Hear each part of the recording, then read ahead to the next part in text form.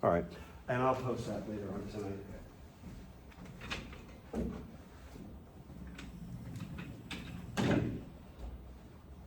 Why all the spare chairs? Like seriously, why all the spare chairs? See, there's just as much interactivity as there is on this. Give me your sad sob stories. Okay, I wanted to hit a couple of things.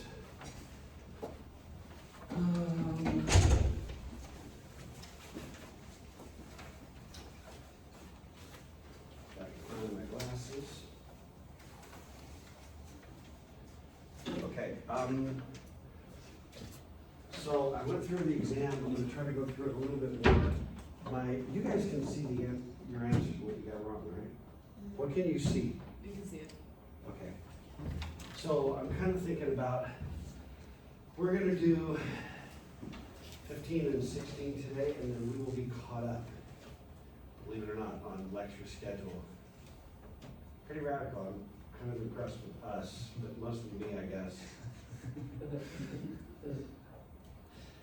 It also goes faster when I'm just recording and there's no intelligent questions. But I wanted to, so the top score, there was like 202 possible. Does that sound right? 204, something in that neck of the woods. The high score was like 184, something like that. There were a few in that, and it I takes think that off. was an outlier. What's The that? top score was an outlier. The The average higher was or low side? 135. Huh?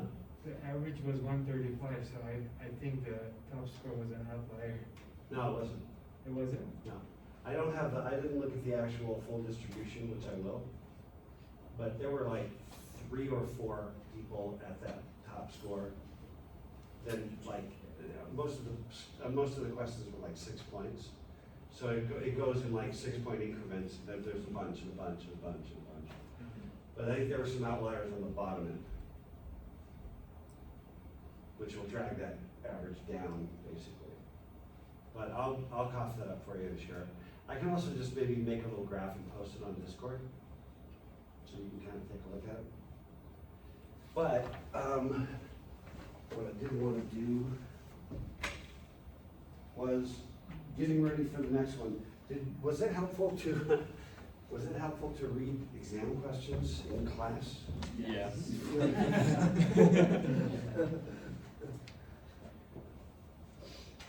Okay, I'm gonna do that right now. I wanted to do it for 14. I didn't have this ready, but I've got 3 questions that are on the next exam and deal with lecture 14. I don't think we did these. No, we didn't, because I was recording these. Which of the following, there's 4 options, which of the following is not a function of the presentation layer? So speaking of the OSI model, right, which has some 5-layer up, right? Which of the following is not a function of the presentation layer? Okay, so 3 of them are, 1 of them is not. Presentation formatting. What say you? Is or isn't? Yeah, you think about like HTML, that kind of presentation stuff. Number 2, congestion control. Is or isn't part of presentation layer? That sounds like TCP. Sounds like TCP, exactly. And as soon as you realize that who does congestion control, and this, by the way, is I'm pretty critical of crappy questions. This is not a horrible, horrible question. That's your answer, congestion control. It doesn't deal, because it presumes you've got some kind of a link with some kind of a connection. The third option, by the way, is encryption, which we do deal with encryption, and compression, which we're going to start talking about next time. I think on Wednesday we start to talk about compression. We're actually going to talk about compression for like a week and a half to 2 weeks. Yeah.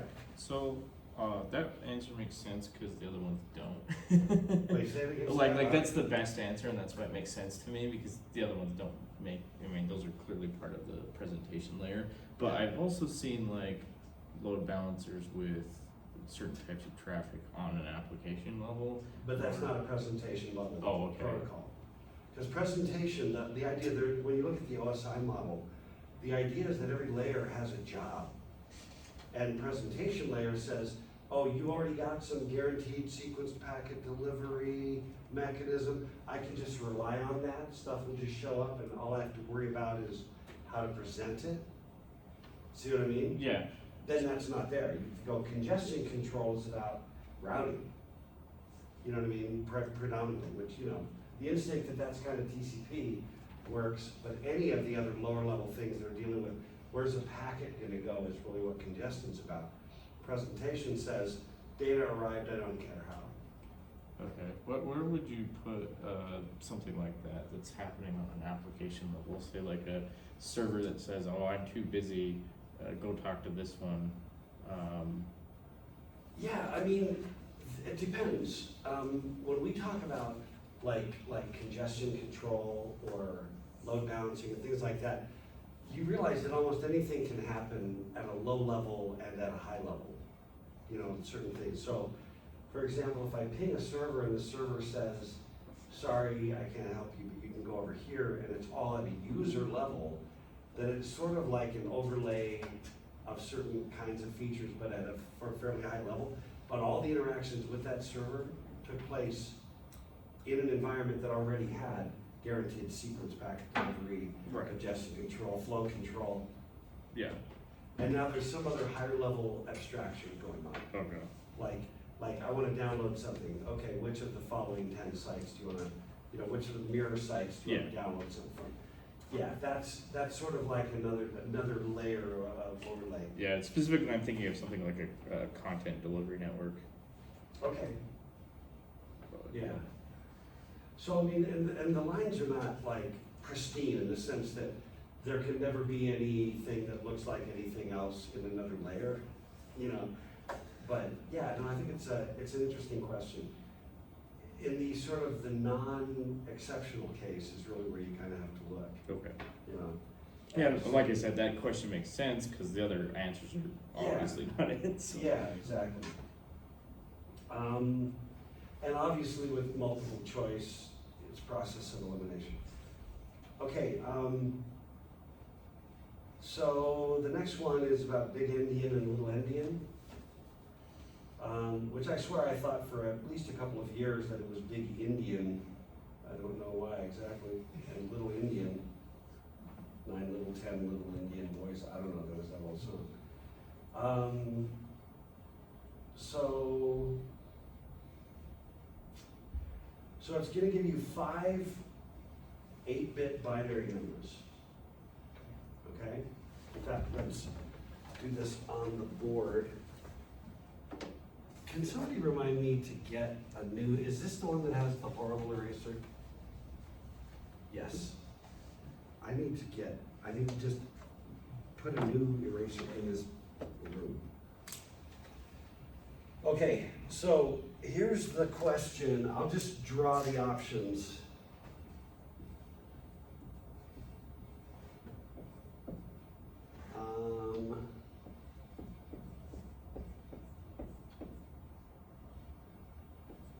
I mean, I could have done this verbally, but I think it's maybe just a little easier.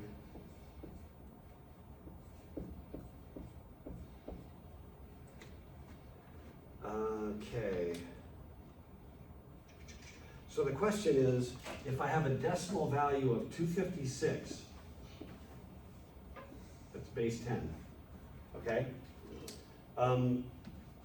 What does it look like when it's on the wire in Big Endian format? Big Endian. Okay, in Big Endian format.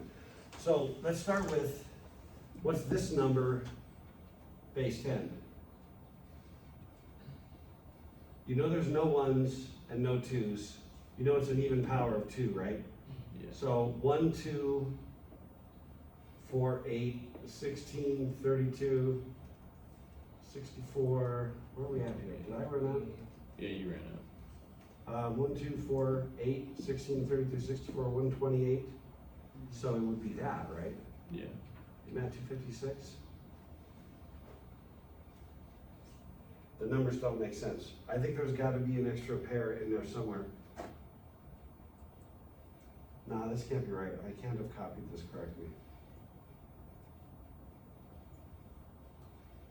Let's assume, for the sake of making it clean, It was 128. 1, 2, 4, 8, 16, 32, yeah, 64. That's gonna be a little cleaner, right? So when you do big endian, all you do really is just reverse the order of the bytes, but the bytes themselves keep their internal order. Is everybody cool with that? That's all you do. Essentially, the question is, you're gonna take this value and you're gonna stream it onto the wire. Are you gonna stream it on the big end first or on the little end first? That's why it's called big endian and little endian, right? So in big endian format, it would be that one, that one, that one, and that one. So your answer is gonna be that guy. Okay? And this one is goofy, and really there are only two options. Which is the standard for integer values transmitted in the headers of internet protocols, such as IP and TCP? And when you're gonna deal, we can make our own standards for various things, right? But if you're going to do things like TCP IP, we all have to agree it's social contract. You have to agree, what are the headers? If I'm expecting an integer, is it big endian or little endian? Those are the only two real options. So the four options are, there's two that make no sense, that don't even apply to the subject matter. And then there's big endian and little endian. So this is a bit of rote memorization, but if you ever actually try to look at an IP header, and you know that there's an integer, you have to know this, or you can't navigate your way around it. And you'll have wrong every time. So is it big endian or little endian in packet headers for like IP? I would say little endian. Okay, we have one vote for little endian. There's only one other option. So how many, I'm just gonna go big over here, little over here. How many would vote for big endian? I got 2. And then a head fake by Craig. And then how many would vote for little endian? We have the majority, and the answer is big endian. So it's a bit arbitrary, but just look back at the slides, and let me just throw this up real quick, and then we gotta jump on the other one. That was the homework thing. Here we go.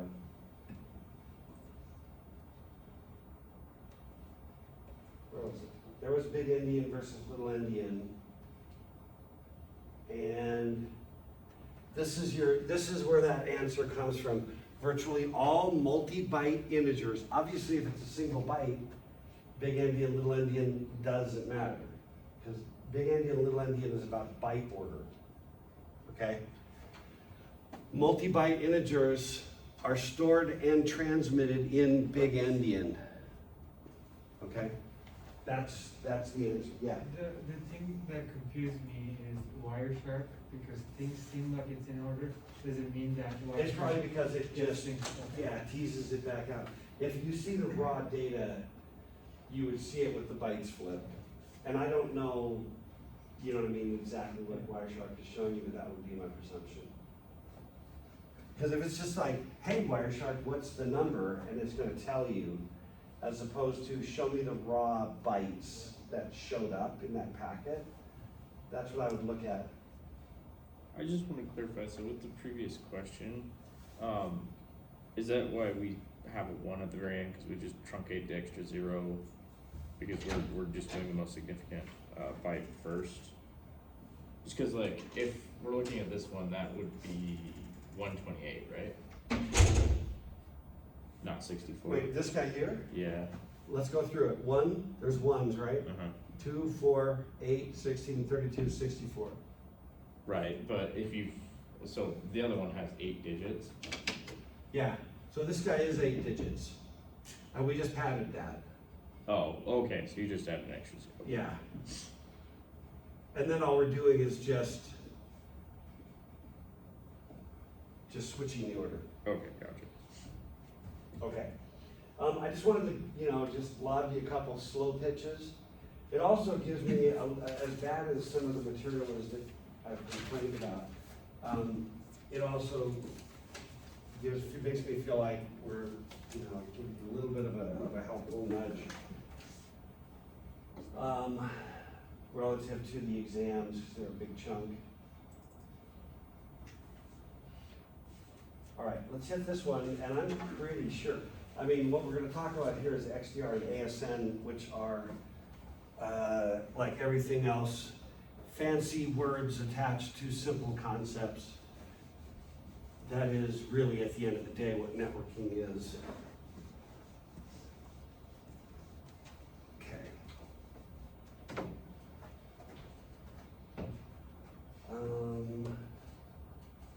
All right. So here's the deal. A few ideas to start with. What we're going to talk about is XDR and what do we call this again? XDR and ASN, and then we'll talk about XML, and that's today's lecture. Okay. So remember that we're talking about. We're hitting on this idea of, doing things like remote procedure call, right? So I want to be able to make this call, and remember the part where we talked about how you have this this compiler generator thing that generates C code, right? You give it like a spec, and it chunks out a bunch of stubs and things like that, right? And the stubs know about the parameters that you're trying to talk to, but the only difference is that the thing you're talking to is remote across the wire. So you've got to send the stuff from over here to over there in order to run the procedure over there. That's the basic idea that we talked about. Well, there's this idea, I don't know where these terms come from, but argument marshaling, this is the actual term. The argument marshaller, imagine that you've got this remote procedure call, and this is the data structure that the application sort of needs, right, to send parameters, whatever. The argument marshaller just basically grabs whatever that was and puts it in the packet, that guy, these guys, right, just packs them in. What about that guy? That looks to me like a pointer to a blob. The pointer would make, it has no meaning. Right? I can't do a remote procedure call and pass by reference. It would be dumb, it would make no sense, right? Because the pointer is an address in the current machine. So I gotta pull that out and drop that in, that whole structure. Then I'm ready to send it across. That's all the argument marshalling is trying to be. Okay, now this one, another one of the famous slides. I think this might be a little easier on the video. There are 2 different ways of doing this, and so we're going to introduce a couple more goofy terms. The first one is canonical intermediate. So the way to remember that is that the term that is relevant here is canon. A canon, anybody know just off the top of their head some context where the word canon gets used? Other than like Pachelbel's cannon or shooting a cannon. Yeah. Almost, I think most traditional, it's used with like scriptures from various different Right, religions. exactly. And they refer to the canon of scriptures, right? The other thing that you get is in the Catholic Church, there are individuals on their path to sainthood, that promotional, I don't mean promotional in the sense of marketing and advertising, I mean in the sense of being promoted. There's this promotional process. And when somebody becomes a saint, in the Catholic Church. And if I'm getting this wrong and anybody here is a Catholic, feel free to correct me if I've got the facts wrong. But my understanding is that that process is referred to as canonizing, okay? So a canon is kind of like, I don't know, it's like the accepted volumes. So the canon of Scripture, right?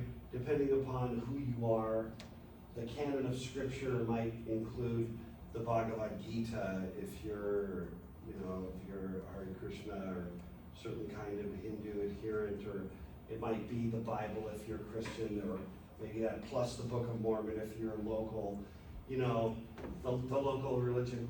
But you know what I'm trying to say, that this notion of that's the one we are all, it's another way of saying social contract, and like that's the set that we're all going to agree is the official thing. And then this leads to a word, canonical. So if I talk about the sort of the canonical way of doing it, or the canonical form, I kind of mean that's the way everybody expects that, and that we all accept. I was just gonna say another one that we use a lot in CS is axiom, so like the official axiom truth of whatever. Yeah. That's the way you do it, right? Yeah, no, it's the same idea. And so I'll often just whenever I think about, there's like, I don't know, the official rules of billiards, and then there's like, everybody's got their stupid house rules, you know what I mean? Or Uno. Or Uno, right. Yeah. There's a canonical set of rules. You see what I mean? There's a canonical set. So that's all just to demystify this word canonical, okay? And we're talking about networking, so what does intermediate mean? The authority of who decides what's What's that? Like the authority of who decides what's canonical with No. Oh, okay. No, yeah, what's the intermediate? Like a universal standard, everything else, right? Well, that's canonical, but I'm talking about, what about the word intermediate? Something in between two other things. Something in between two other things. What is, in our world of networking, what is in between the two things? Wires? Wires. Yeah. So all it really means is the standard way that we all agree that we're gonna do this thing when it's on the wire. Okay? So canonical intermediate says that we don't have to embed in the data descriptions about the data. The two endpoints just know what it's going to be. That's it, okay? It is a hellishly crazy, why do we have to drop that many syllables? I don't know, okay? Yeah, So that means no metadata. that's right. Yeah, that's exactly right. Now, if I were gonna do this, if they had asked me, which they didn't, and if they would ask me now, which is too late, I would call this tagged and untagged. Okay? So canonical intermediate is untagged. It basically just means, like in that previous picture, the previous one, in that one there, that would be canonical intermediate. And again, I just apologize for these terms, but the concept's not hard. But if I pack all that up and then I start sending it over, big end first, well, I know that the first part is this one structure, and then comes an integer, and then comes 4 little units. You know what I mean? I know what that is because the receiving side on this RPC just knows that when I call that one argument, this is what we expect. So there's no XML, there's no JSON, there's no XDR, there's no ANS. It's just, we know because the two sides were kind of built by the same stub creating system. See what I mean? The know-how is embedded in the stubs. Does that make sense? The stubs themselves that get created to both make the call and then to sort of receive the call and then make it. That's where the knowledge is built in. What's on the wire is just data. Okay, yeah. I had a question kind of relating to Indianness.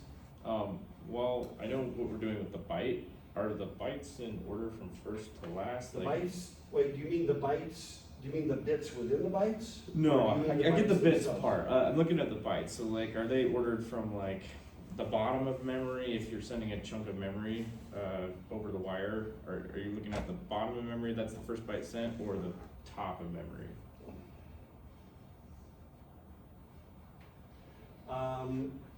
They don't transcend a given location in memory. Right, I don't know how to. They're probably, if they're big endian, they're probably going small to large. Okay, I'll bet like $5 on that one. I'll bet a JDOT on that, but I could be wrong. sounds good.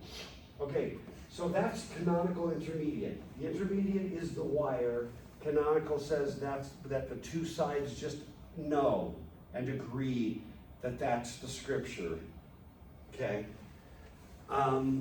So the senders have to take their own internal native format, which is what the previous picture showed, and convert it into what's on the wire that the other side expects to pull off the wire.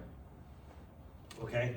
And then the receiver's got to get it and reconvert it from that agreed upon form into its own native form so it can make a function call.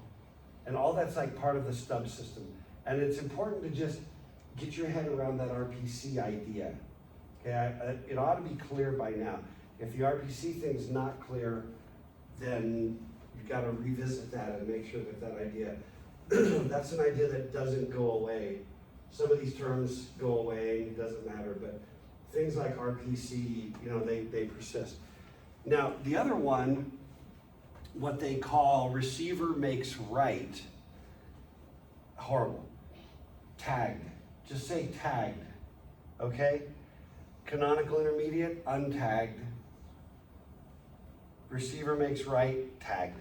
So what it basically means is that the we take the data, so like this right here again, instead of just taking the chunks of actual data and just sending them, chunk, a chunk, a chunk, and the other guy knows what the chunks are, instead, we actually tag the code, we tag the data, and it starts to look something like this. This, what's coming is now an integer, and burn a byte on that. The length of this integer is 4, burn another byte on that. The next 4 bytes is the actual data. If I told you that I've got a 4-byte integer value, and I'm gonna put it on the wire in canonical intermediate form, how would it differ from this? What would be different? Wouldn't tell you the type. It wouldn't tell me the type. What else would it not tell me? Length. Wouldn't tell me the length. I don't need any of this crap because I know I'm sending 4 bytes as an integer, and the receiving side also knows that when I make that, you know, when I call that one function call and it gets it, it's like, oh, the one function call. The next 4 bytes are the integer.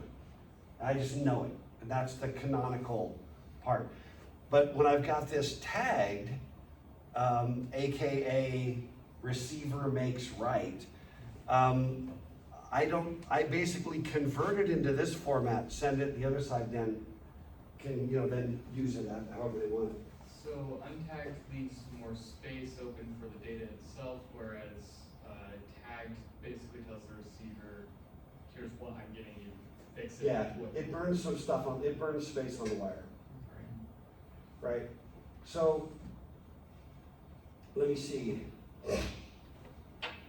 So the data gets tagged with the standardized, you know, code. What's interesting, it's hard to, in my mind, it's a little bit hard to talk about the big advantage. Like here it talks about how you've got to convert it from native to canonical intermediate, then reconvert back. Well, I think receiver makes write kind of does the same thing. You know, it's not all just sitting around there in XML format. You know, it's like I still have to go make a byte to tell me what type, make another byte to tell me the length. You know, I still got to do all that crap in both directions. So I don't know that that's a big savings. But here's the thing with standards. In the canonical intermediate, the data format is standardized, but here's the key. It's standardized between the 2 endpoints. The caller of the RPC and the RPC stub itself have to agree. They have to know. Maybe nobody else in the world knows. And that's okay. That's fine. And then in the receiver makes right, we're dealing with tags, okay? Those tags have to be standardized. That we don't, so the receiving side doesn't necessarily know just what's coming next, but it does know what your tags mean. Does that make sense? So in essence, the two endpoints have to agree. It doesn't have to be any bigger than the two endpoints. When I say standardized, it might mean just between the two endpoints. So in the canonical intermediate, the data format is standardized. A string plus a string, then 4 integers, not twice on the pipe, and the door opens. And we know what that is, what the secret combination is. And then in the receiver makes right, it's more like, here comes a tag and it goes, oh, number 3, that's an integer. Okay, and it's this long. Then it interprets it on the fly. But it has to know what those tags mean. And the tags could be any kind of system, okay? The easiest way, have you had XML anywhere in your program at this point? You had HTML somewhere? Yeah. Where would you get it, in the previous class, where did you get HTML? Web programming? Okay, We did a XML parser in C++ class. okay. So here's the deal, and we're gonna actually talk about 3 of these, okay? Xdr, ASN.1, and XML, all right? What is not in here that should be in here is JSON. And I'm gonna show you some examples of that.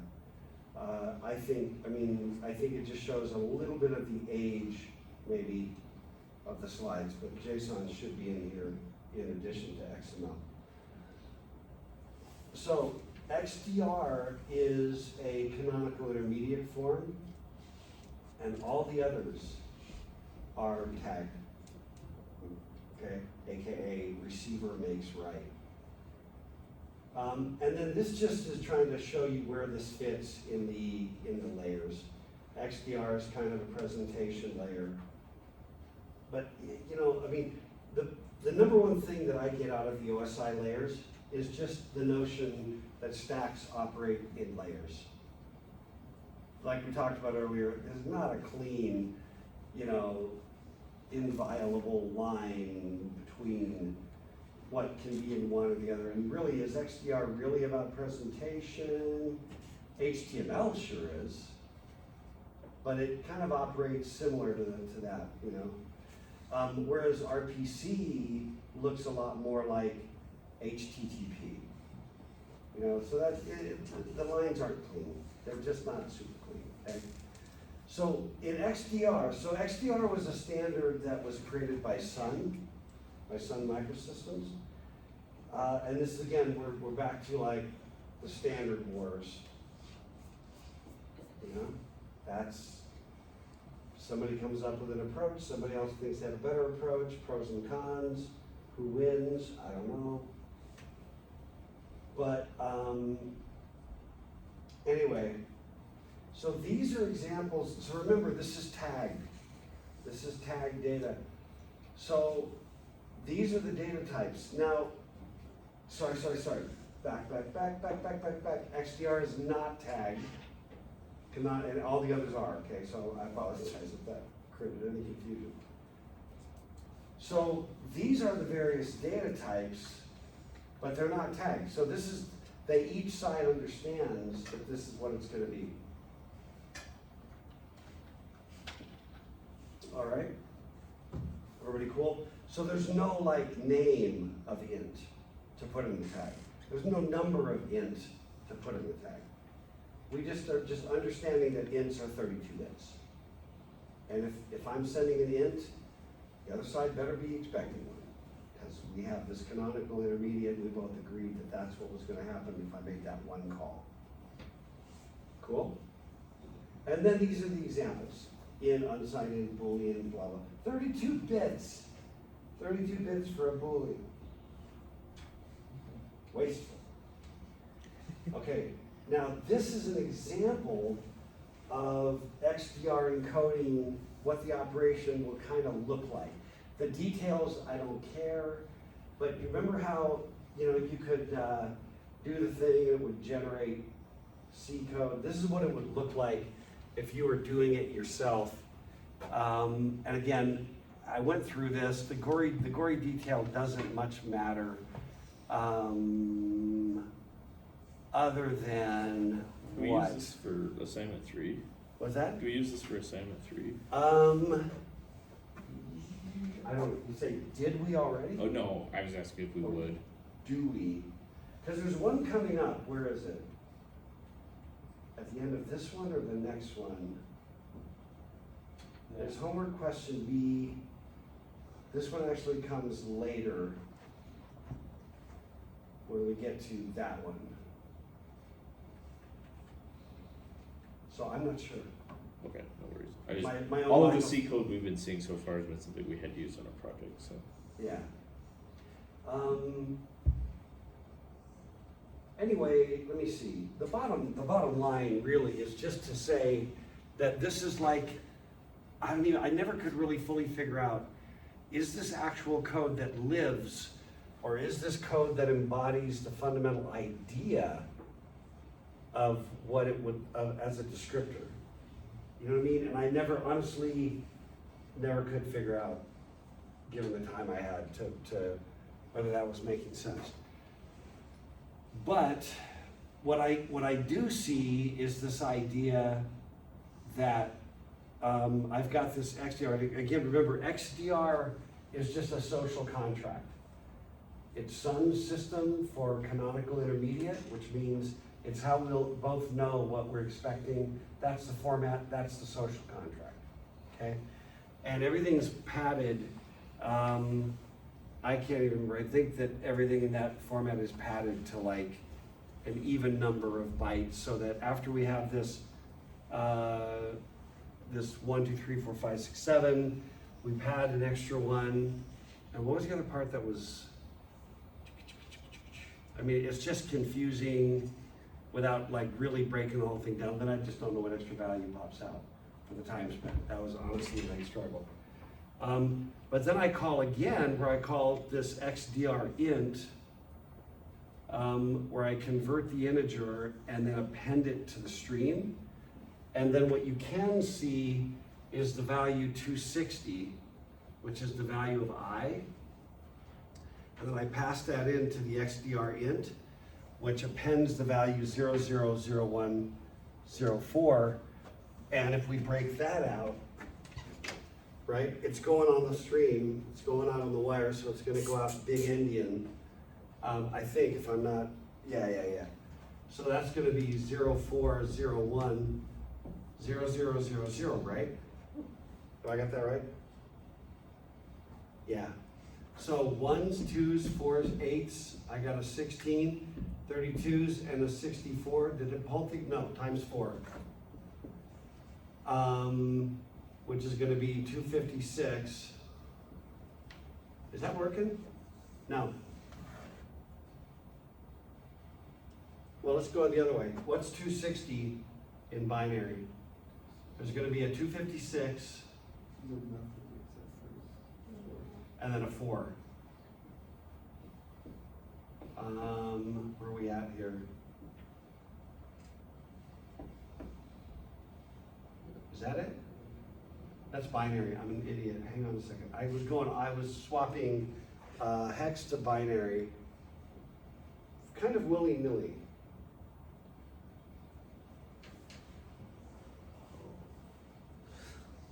All right, is that working? It's 32-bit, it's big endian, so that's the value.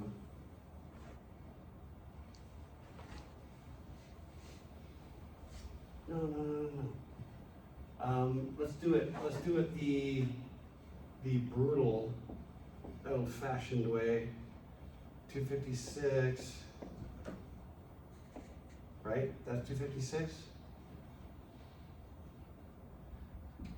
16, 32, 64, 128. 256 plus 1s, 2s, 4s. Right?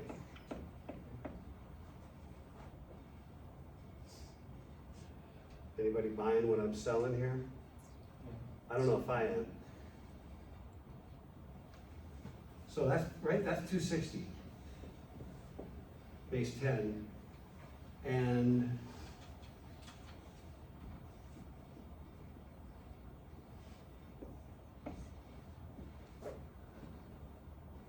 yeah, add the zeros.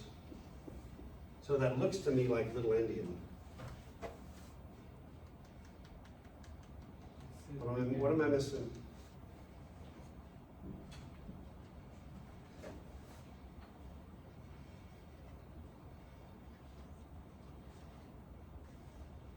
No, it's Big Endian because the stream is going this way. That's going first, then that, then that, then that, then that. So the big end's gonna still go out first. Then that byte's gonna get sent, then that one, then that one. I think I got that right. Okay, should we move on?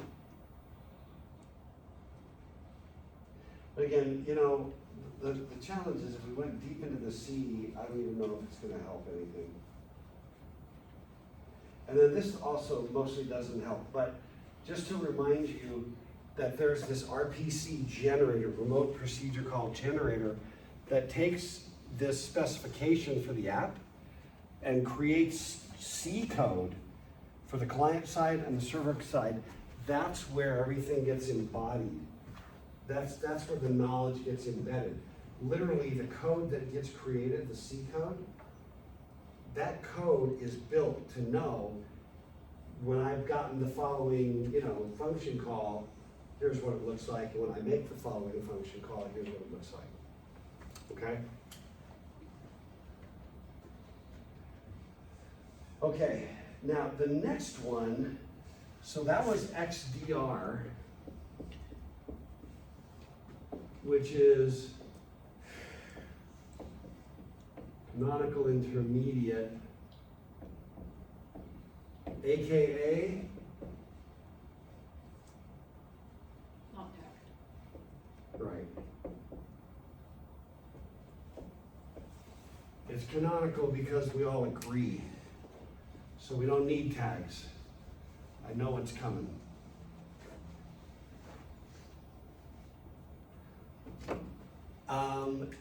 ASN.1 is tagged, AKA receiver makes right. And there's a bunch of things you can that get done with this. Sending certificates, security stuff, LDAP, voice over IP, a bunch of stuff that we've never talked about, so it's not like you're accountable for it. But these are things you can do with ASN. This I'm gonna skip. This one, I spent way too much time, and I don't know that it helps anything, so I'm just gonna skip it, and we'll see if we come back to it. Let me see. I think we're gonna be okay time-wise. So, in this case, what we're doing with ASN.1 is we have things like Boolean. These are basic types. The tag is just a number, right? I can do like with XML, the tag is a text string. But in this case, the tag is a number. So I burn a byte to tell you what the type is, okay? So notice that here I'm gonna talk about tag value 2, which is an integer. Okay, there we go. That value 2 tells me it's an integer, then comes the length, then comes the 4-byte value. Okay? Cool, cool. Now, this is an example of using the abstract syntax notation, and we never, as far as I can tell, there's no like homework or labs or anything in which you actually have to mess with this. It's kind of C-like, but this is the notation that gets used so that I can define, for example, my own structure called class rank, which is a kind of an enumerated set of integers. 0 means freshman, 1 means sophomore, etc. just an example of making one of my own, okay? And what we just did there was, where is it? Well, no, actually, the next one you can do, one of the things you can do, again, the details I don't care so much about, but you can do an object identifier, which is tag 6, and gives you a really helpful example, 1.3.6.1.2.1, like why, and this is a little bit of an explanation. The object identifier basically just says it's just a string that has a string of numbers, and it's a traversal in a very big tree. So whenever you get 1 as the first number, then you're in this ISO portion of the tree. What's in the other parts? I have no idea. And then identified organization, DoD, presumably Department of Defense, the internet. So whenever you start with 1.3.6.1, you have an internet resource. And then it goes on from there. So for example, the OID prefix, the object identifier, for any Cisco internet related object is 1.3.6.1.4.1.9, and the OID for the temperature sensor and a Cisco switch. So that we can talk about objects, like physical objects in the real world. I don't know why we care, I don't. Many apologies for not knowing why we care. And then you've got miscellaneous types, structured types, you know, like sequence, for example. And this is an example of using one where we're gonna do a sequence. So this is the ASN, what do we call it again? The notation, there we go, abstract syntax, well that's what ASN stands for, is abstract syntax notation. And this is the one that you have to kind of look at for the homework. So this PDU, let me see, it's got 3 fields that are always present. Here's the sequence, there's a version, there's a protocol name, and there are flags. And so over here on the type, we identify it as a sequence. If we back up, notice right there that sequence is number 16. Okay. So there's the type 16. The length is whatever the length winds up being. The type of the first one, so then comes each of the little chunks. And again, if you play with XML, you can see kind of how XML-like this is, except instead of strings, you're using values for well-known things. So then comes 2 to indicate an integer with a length and a value. Then IA5 string, which is number 22. If we go back somewhere, there's IA5 string right there, 22.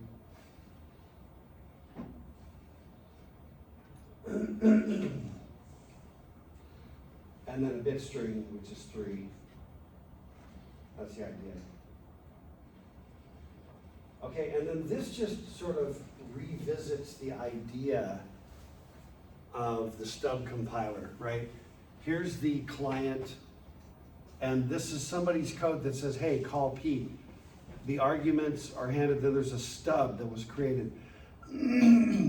If it weren't a remote system, the stub would have been the actual call, would have been the function itself. Instead, it takes it, marshals the arguments, and then calls across over here, marshaling the arguments again, and then handing those to the actual original function that's trying to be called, okay? So just reinforcing that idea. Okay, now, so there's a quiz for next time, and then homework question B, which is just a variant of that. Cool, and I think you should be able to figure it out. It's asking you, show integer data values in hex format. So in essence, it's asking you to do that thing at the bottom. Does that make sense? Change the structure, do the thing at the bottom. Okay, that my hard rockin' amigos, is 15.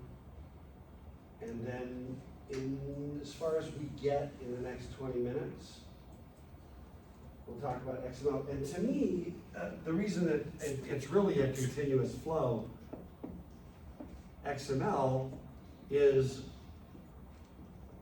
another one. So ASN I think of as like tagged but numeric, and XML is tagged but textual. And then the other one we're really not going to talk a ton about is JSON, which is really also tagged and textual. Okay? Sort of a, I don't know, cleaner looking XML basically. All right, and then and the homework stuff, there was a bunch of stuff I posted on Discord if any of you didn't see it. There were a handful of things due tonight, and I just kicked those to Wednesday. I mean, they were just artifacts where I kicked them down the street a little bit, out into the future when I thought we'd be caught up. And then it turns out we were still just a little shy, so I kicked them down the road again to Wednesday. Everything that is due tonight? Yeah, The Oh my homework gosh, sheet you still saved it. shows on today. does it? I thought I fixed that. I just refreshed, it's still there, Okay. or maybe, let me open it. Does that include the program? The previous program, probably not. I see the loaded, Craig asked me loaded so you're saying everything? Yeah, it's still on Monday. Okay, I'll fix the homework. No, I really meant the homework, although, as long as we don't crunch up too bad, I don't care. I mean, I don't care inherently about deadlines, other than trying to keep everybody moving, If you delay everybody, then it actually, there's greater failure rates when there's greater leniency, when there's an extreme leniency on homework, that's my experience. So I'm really just trying to optimize, but the dates themselves, I don't care, as long as it's helpful to y'all's. So where are you at on that? Is that, how unspeakably valuable would it be, I guess, to have till Wednesday night for the homework for like everything due today? Because I mean, after we hit 16, we're caught up. You realize that? That's fully caught up, yeah. So what else is due today besides, not due today, but was due today besides the homework? What was due today? It was the The quiz, quiz. the homework, and the program. Yeah, Okay. yeah.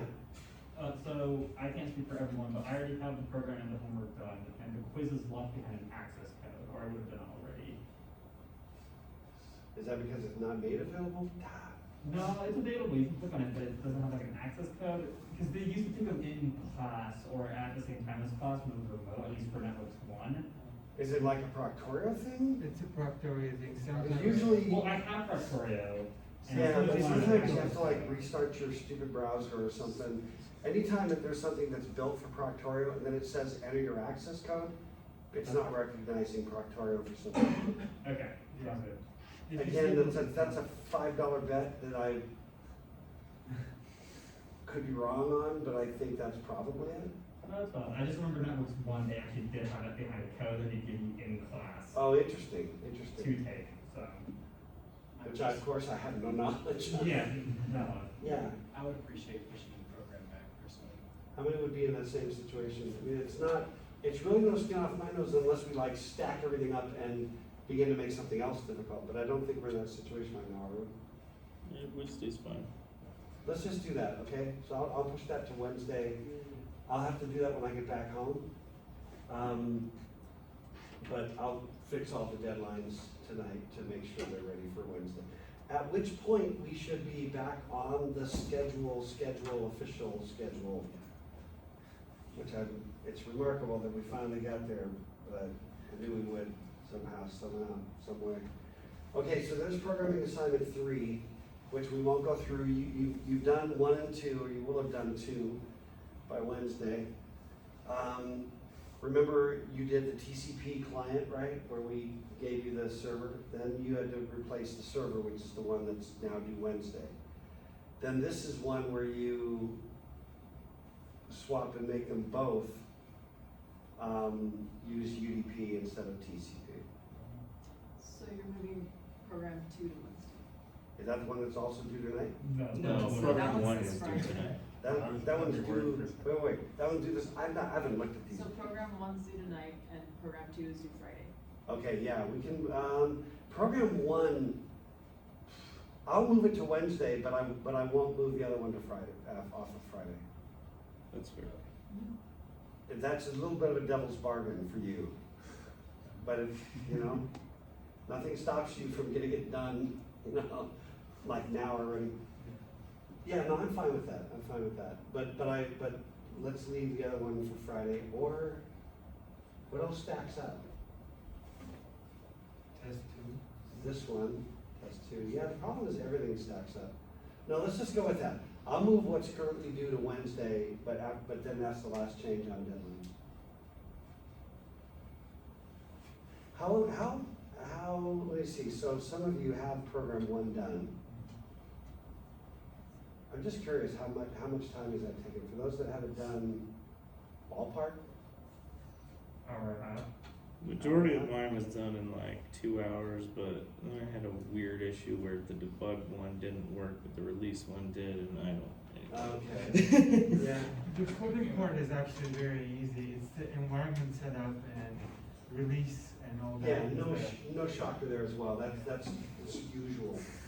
So I'm talking about all of it, but so it's a few hours, and the hardest part is just getting it conceptually around, you know, wrap your head around it.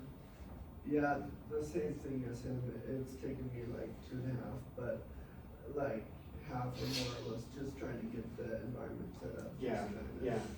No, that's classic, that's called welcome to CS, you know what I mean, right? I mean, I don't mean to be flippant, I mean, that's the rest of your career, it's like getting the build to work, you know, is a couple of days or whatever, you know, crap like that. Getting to where you can like check your code into the server without breaking anything is a week or something stupid. Depends on your environment, but, okay. So, I'm gonna start over here with just an example of XML that we can bounce backwards to the advantages and disadvantages. It's a classic slide where we're talking about the advantages and disadvantages before we actually tell you what it is. So, here's an example of an XML file.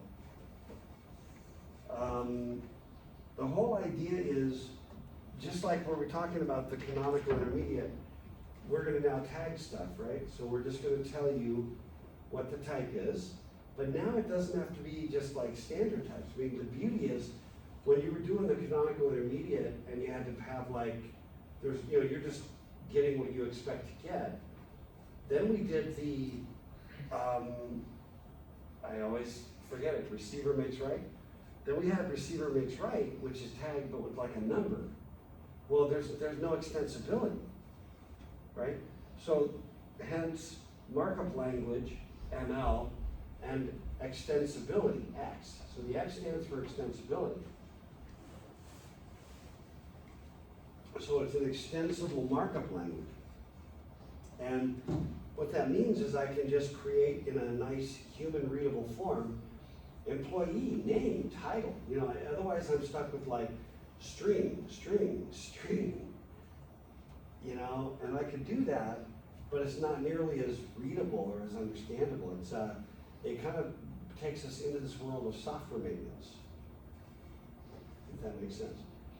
And I can do complex structures like hire date, which has a day, a month, and a year. And I can define year however I want that. You know, I can convert it, I can make the call, maybe year is a string, maybe it's an integer, I don't care. Because when it gets to XML, on the wire, it's XML, and it's a string, okay? So everything in this XML file is text. So I don't have to, you know, get magic about it. And so suddenly I've got a much easier way to read it. So big advantages, it's human readable. If you know HTML, you already know the concept, right? HTML, there's like a header and body tags and titles and, you know, different kinds of texts and anchor tags where you can put links and Same thing, only now we have an employee tag, name tag, title tag. And if we all together just formed a company doing some particularly cool distributed remote software, and we had this special Jumar that nobody ever used, we could define the special Jumar tag, which has data that we care about, that literally nobody else in the world cares about, and it's ours to understand. And it's super readable. Look in the file, and you can see immediately what things are. Flexible, extensible, remember that is what the X stands for. A lot of tools for playing around with XML. Big disadvantages, you can see that's a lot more, when you have to say employee name, open bracket, close, but you're burning a lot of bytes on the wire. That's true. What else? Yeah, so encoding and decoding, you're doing a lot of text configuration. Okay. You can do this thing with elements and you can do it with attributes. Elements take this form, customer tag, you know, name for John Doe, closing name tag, phone number, closing phone number. So you can do it, and these are called elements, okay? They can be complex or they can be singular. Attributes stick everything into one line, just for, it doesn't matter. On the wire, the same information is gonna be sent. Actually, this is what, sorry, I lied.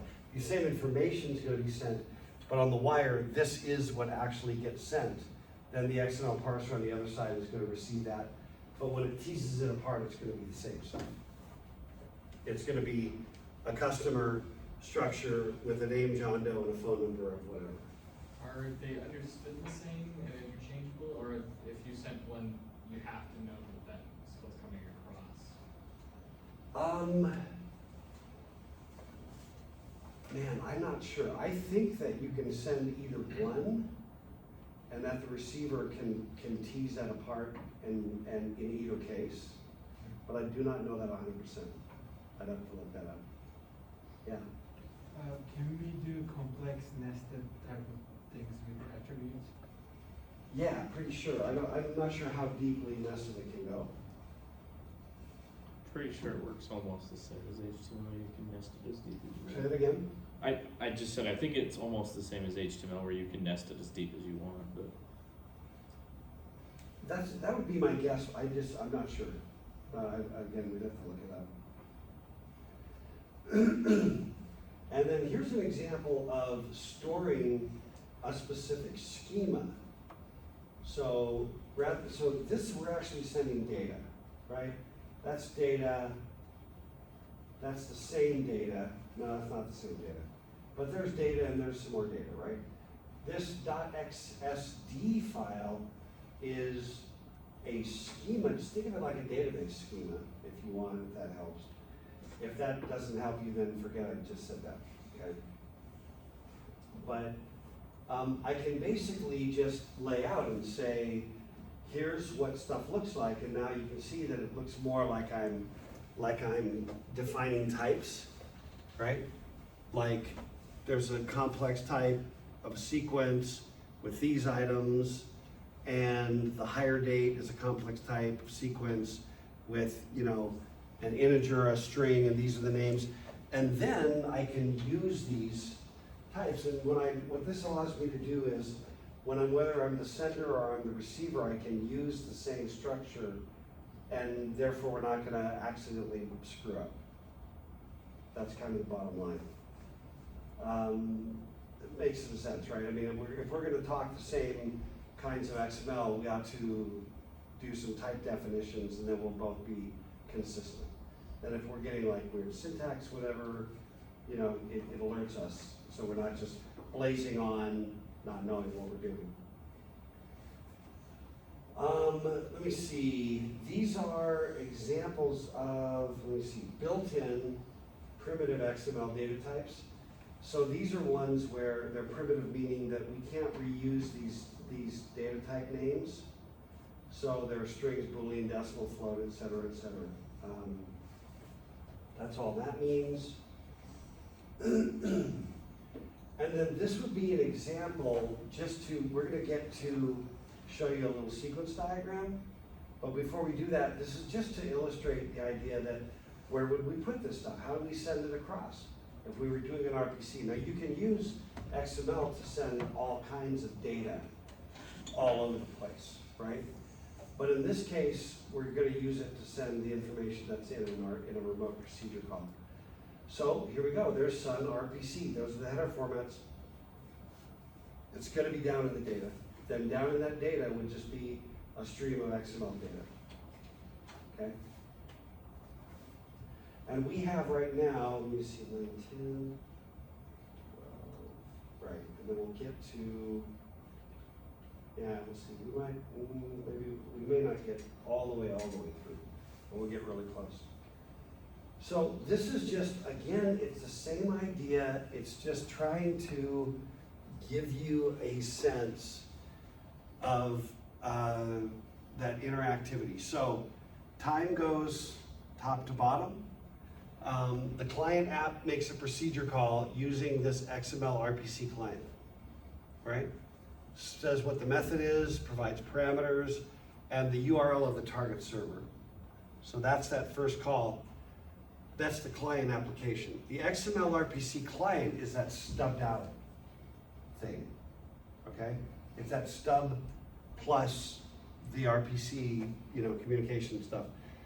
It issues an HTTP command, which is a post, and it sends it to the target server. So at this point, essentially by using HTTP, we're just kind of like acting like we're just accessing a web server. Like, hey, I want a page, give me a page. I want whatever, but I'm just saying, hey, I want you to perform this function.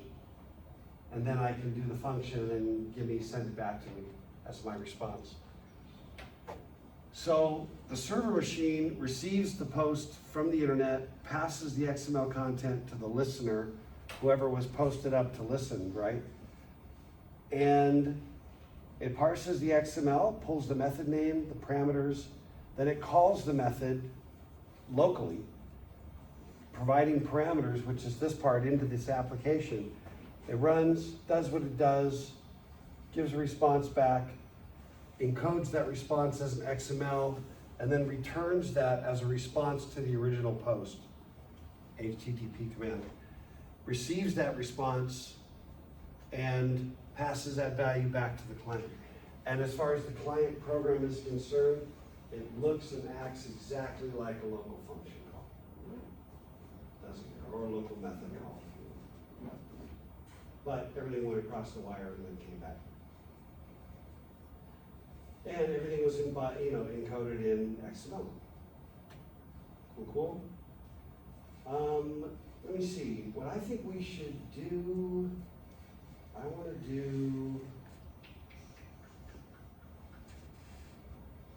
want to come back to these three, and I want to just talk for a second about the comparison between Xdr ASN.1 and XML.